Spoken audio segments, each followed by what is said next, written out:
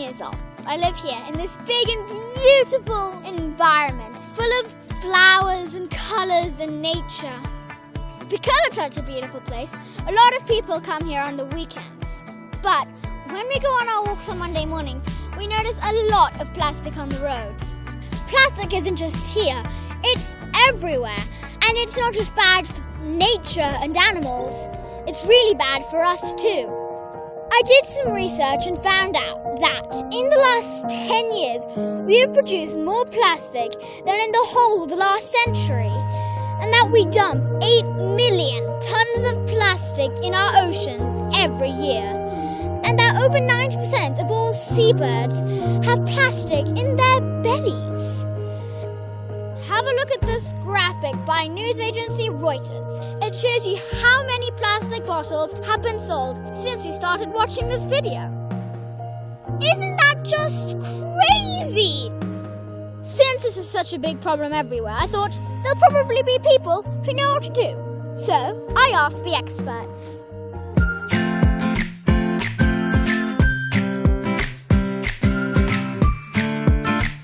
My name is Nancy Kinyanjui, and I have a Kenyan business called Provisions Kenya.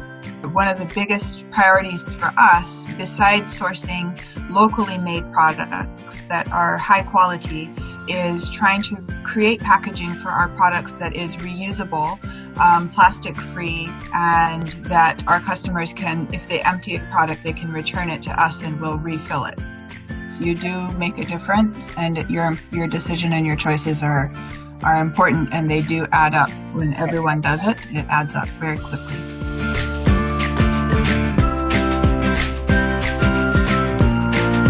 The individuals like us, you and me, can do something, but we also have to fight for change in politics and industry, because they have a lot of power and they can actually do a lot of big changes as well. Yeah, and innovation is probably a big one. So just thinking of alternatives and coming up with technologies to help us recycle the existing plastic in the world, and two, coming up with alternatives so we don't have to use single-use products. So innovation is a big one. We consume and produce a lot of plastic, and there we can, as a community, just try to avoid producing so much in the first place.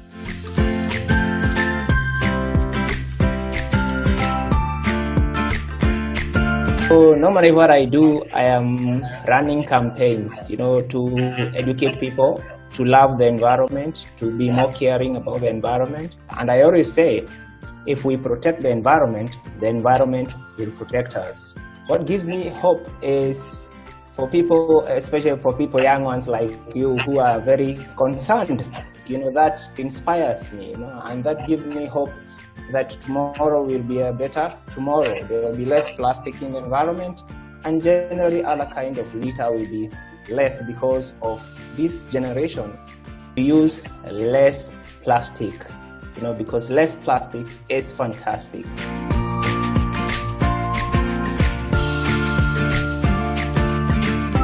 I'm very happy to see that young people like yourself are so engaged and so aware of how we need to create a better world for ourselves, and create a more closed loop systems. And I think if we think about what we can do as consumers, you have the power to decide and support those companies who want to be sustainable. I think for each and every product, we can think in a circular economy that is impactful from an environmental perspective, but also from a social perspective.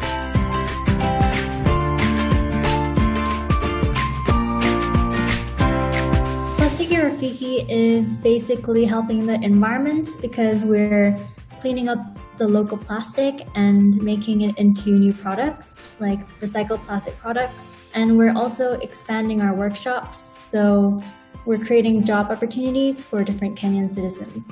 So even though people litter, what gives me hope is that eventually, especially when young people protest or do the right thing for a change, the world can eventually come to understand the importance of recycling and not wasting, and that gives me hope that in the future people will understand the importance and we can actually work together globally to decrease the waste on Earth.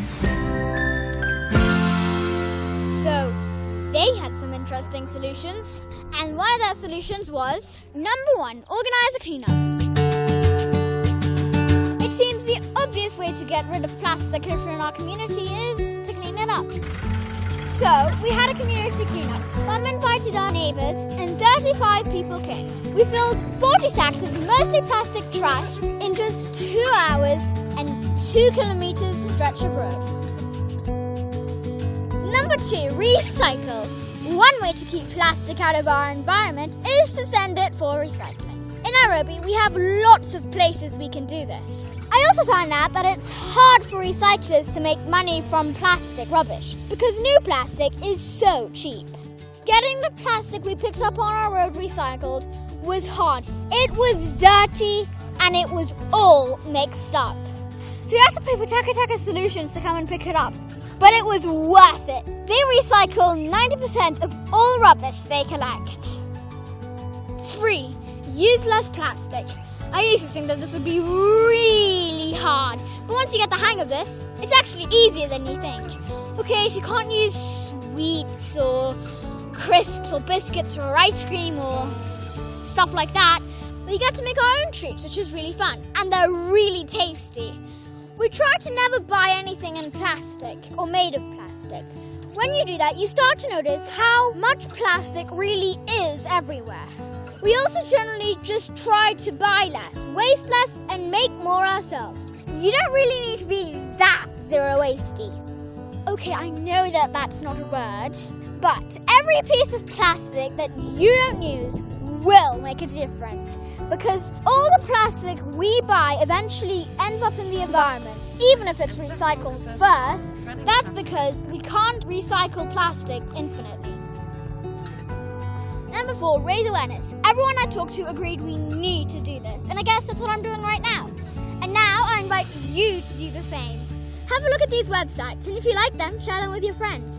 Be part of the solution, not the pollution. Talk to other people about what you're doing, and who knows, you might even inspire someone else. And last but most definitely not least, in fact it might be one of the most important things, be the change you wish to see in the world.